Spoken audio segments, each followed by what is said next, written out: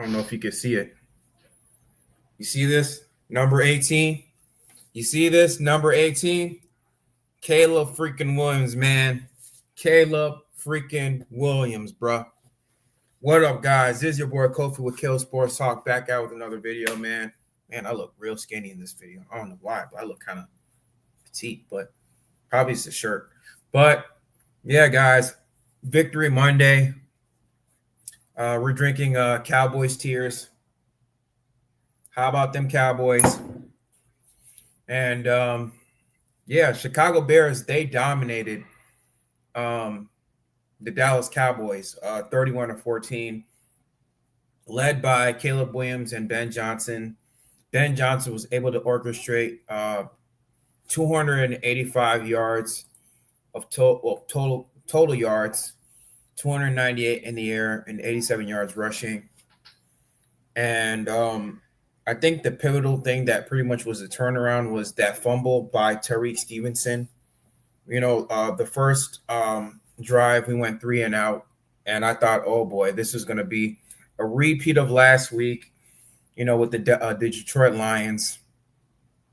And Tyrique Stevenson was able to make a nice play on the ball. He was able to fumble Javonte Williams, and Javonte Williams literally was killing us.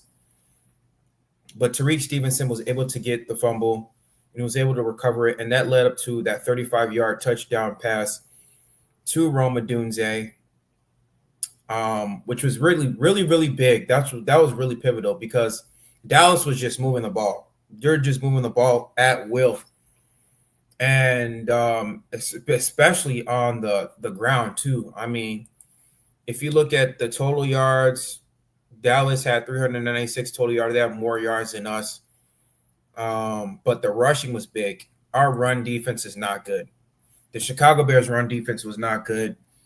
I don't know what Poles was doing in the draft, but he should have got a defensive tackle. This is a problem last year. Our run defense was a problem. And now this is going to be a continuing problem this year. Javonte Williams, he had like, I believe 7.2 yards per play that he ended, but or 7.6 yards per play. That kind of went down. But initially in the first half, his yards per carry was like 10.2. He was just running the ball at will. And that's another thing that we got to fix. Our defense has a lot. There's a lot that was left to be desired on the defense. But the thing that really stood out to me was the fact that just Ben Johnson, how creative he was this whole game. Like, especially the offense. The offense was just in total control. That one play in the third quarter was huge. That third quarter going into the second half, that one drive literally took up about 11 minutes. And it was like, I think it was 19 plays. It was 19 plays. It took up like 11 minutes. It pretty much just took up like literally the whole quarter. And like 11 plays, he like ran the ball 11 times. Like Ben Johnson was so committed to the run. Like he didn't care if it was Kyle Monangai. He didn't care if it was DJ Moore, Olamide Zaccheaus. Ben Johnson was just committed to the run. And what capped off that drive was that fourth down play. We all know that, you know, Ben Johnson coming from the Dan Campbell tree, he said, I'm going to go for it. And he's like, I'm going to have the balls. Whether we get this or not, we have to go for it because we got to put points on the board. He said that, you know, I guess he learned from that Minnesota game, you know, when he did that field goal, that 50-yard field goal. When he missed it, that was a pivotal drive because Minnesota was able to come back when they didn't fail to capitalize on that and get no points. Minnesota was able to come back and win that game. Ben Johnson literally put his foot in the Dallas Cowboys' mouth, was able to go for on fourth quarter. Caleb Williams was able to kind of survey around the field, kind of dance around the pocket, and was able to find a wide open DJ Moore for the touchdown. And literally, that was what broke the Camel's back. The Cowboys really didn't recover from that. I mean, at that point, you know, Dak Prescott was just really just throwing the ball. He was just force feeding the ball, and that pretty much just led to an interception, with Tremaine Edmonds. Tremaine Edmonds had a great game. He had 14 tackles. He had a couple of tackles for loss, 2 interceptions. Kevin Byard, he had another interception. That wasn't toward the end of the game. He had one against Joe Milton. Joe Milton threw that, stupid interception. But, I mean, it's just good to see this Chicago Bears team, finding their footing, their offense, taking another step in their development. And speaking of Caleb Williams, I'm not going to make this video too long. Caleb Williams, so far, he leads the league so far in touchdowns so far with 7 and only 1 interception. Leads the category in touchdown to interception ratio. He's top 5 in yards per passing so far with 715. But like I said, man, this is what you hired Ben Johnson here for, for all those creative plays that he did. I mean, we could talk about that one Flea Fickler play to Luther Burden, or that end around to Olamide Zaccheaus. He had that end around pass, or even that one play. It was a naked bootleg. That Ben Johnson ran, and Caleb Williams, he was able to turn around. He saw a defender, literally a free defender coming in his face. He was able to dodge the defender, and he was able to throw like a sidearm pass, literally a sidearm pass. Only a few quarterbacks can make.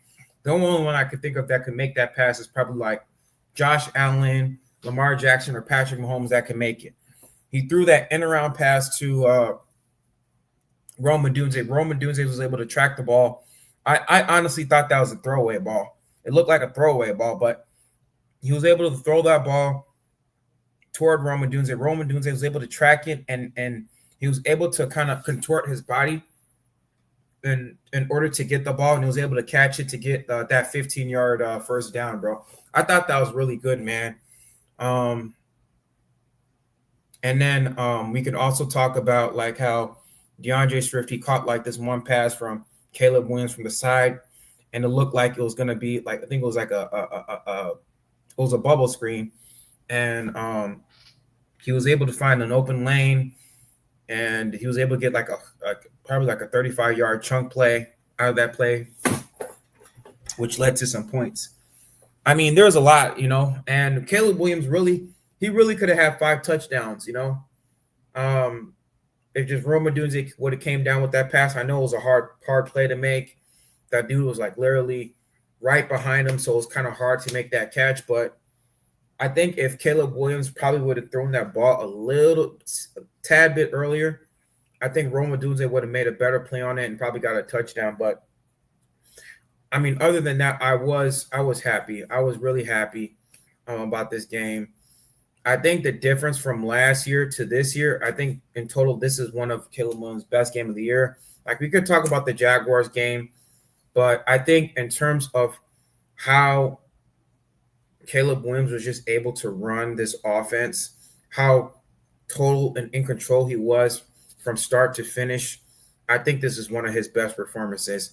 I mean, the way he was able to change lines at the play of scrimmage, his pre-snap and post-snap reads, how he was able to go through some of his progressions, throw on the move, throw with a defender in his face while staying calm in the pocket.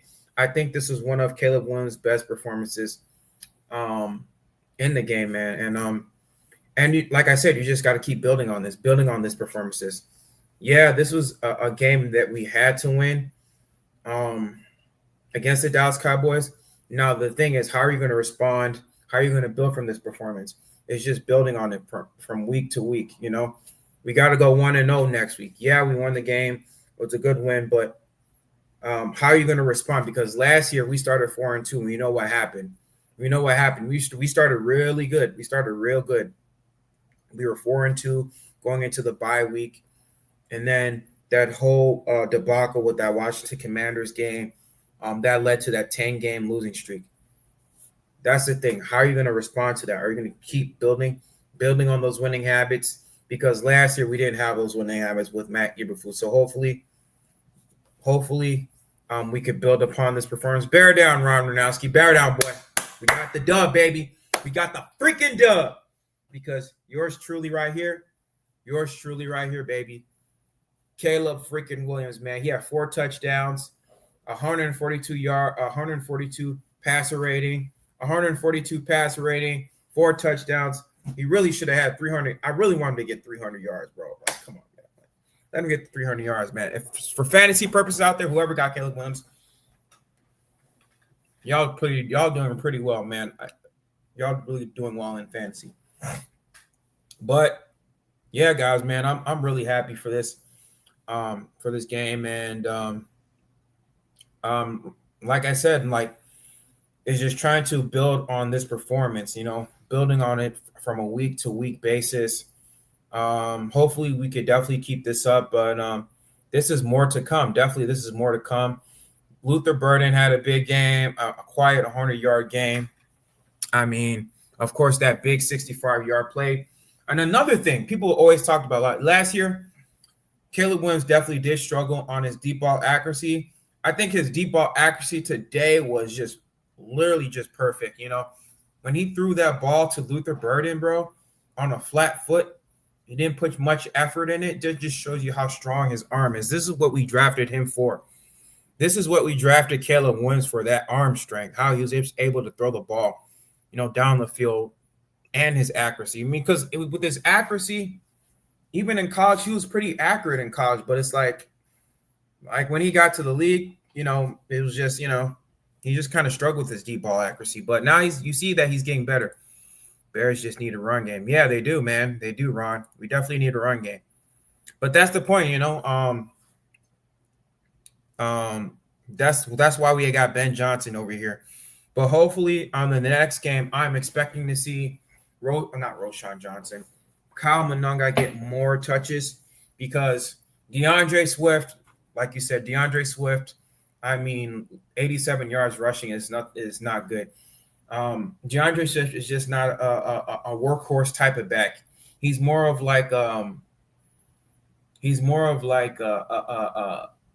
say like kind of a scat back that kind of gets in between the edges, or you kind of use that type of running back that kind of gets those yak yards.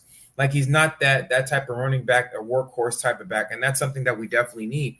And that's the problem with Ryan Poles. I didn't know why he didn't address the running back. We could have got one in the second round, hell, even in the first round, But it is what it is, I for me didn't agree with that Colston Loveland pick, because the draft was definitely loaded with a lot of talented tight ends. But it is what it is, man. It doesn't matter. What's done is done in the past. But I'm just happy we got this win. Let's just build upon this against the Raiders. We got the Las Vegas Raiders next week, another struggling team. They're really struggling right now. They're on a 2-game losing streak. They lost to the Washington Commanders, and they're going to come in hungry. They're definitely going to come in hungry. So we definitely got to be ready against this Las Vegas Raiders team. That's a team that we can't scoff at. They got a pretty decent defense led by Max Crosby. We got to watch for Max Crosby. They definitely got a young running back in Ashton Genty. So we definitely got a game plan for him, for Ashton Genty. And yeah, guys, man, let's just keep this momentum going. We could definitely, if we reach the total of 2-2 by the bye week, we got a lot of momentum going, especially during that Washington Commanders game. But guys, like I said, I'm happy for this win. The Chicago Bears win. They dominated the Cowboys 31-14. And yeah, guys. What up, Coleman? How you doing, bro? Hello. Broncos really lost to a field goal again. Oh yeah, and the Cubs lost, man. I don't know why the Cubs lost. The Cubs got swept, man. That hangover was freaking real, man. The Cubs, they got to get back on track, dude. The Cubs really definitely got to get back on track, man. their offense, man, is, I don't know what's going on with this Cubs offense. The Cubs offense got to get back on track. I don't know why they celebrated just going to the playoffs, man. Those types of celebrations you only do if you win the World Series, if you go to the World Series, or if you win the World Series. You don't do those types of celebrations. No. Yeah, Cubs definitely got to wake up, man. That was bad against the Cincinnati Reds. You got to take care of business. You can't lose to the Cincinnati Reds like that. I don't know what's going on. I hated that lineup. I don't know what Craig Counsell was doing, putting Justin Turner in that lineup and Carlos Santana. Carlos Santana literally is a waste of space on that team. Yeah. Our offense got to wake the F up. But either way, guys, the Chicago Bears dominated the Cowboys 31-14. Caleb Williams had a big game. And like I said, hopefully we could build upon this win. I might stream tonight for the Detroit Lions game. Hopefully they lose, so at least we could have some type of ground. We know the freaking Packers lost. I'm happy about that. I'm happy the Packers lost against the Cleveland Browns. They choked that lead away. So I'm happy about that. But like I said, guys, let's just keep building on this win. And, yeah, we'll just keep going from there. All right, guys, I'll see y'all later. And as always, guys, bear down.